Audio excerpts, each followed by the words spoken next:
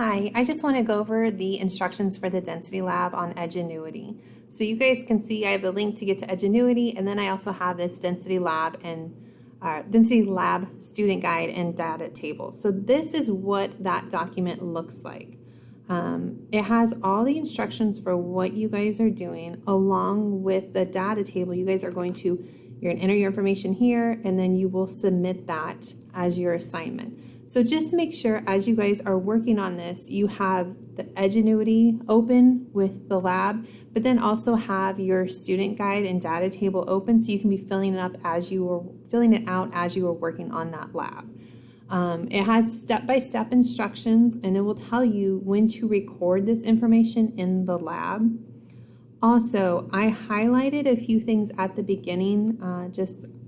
I did the lab myself, and I would have liked some help with that. So I just highlighted a few things about the independent and dependent variables for each part. And then I also highlighted this formula they have you use. It's 4/3 pi r cubed.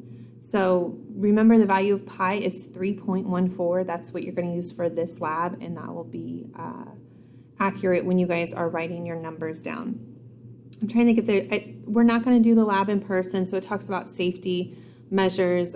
It's all going to be virtual, so you guys don't have to worry about that. And then when it has you estimate the volume of the football compared to the ping pong balls, I thought that was a little odd. So I took that out of the directions, and I also took it off there in terms of you guys filling out the data table and calculating your percentage of error. That wasn't important to us, so I just took it off of there. So follow the directions in the lab, the virtual lab on Edgenuity, follow the directions on this paper, and then make sure you guys fill out this chart at the very end. Let me know if you guys have any problems or questions with this.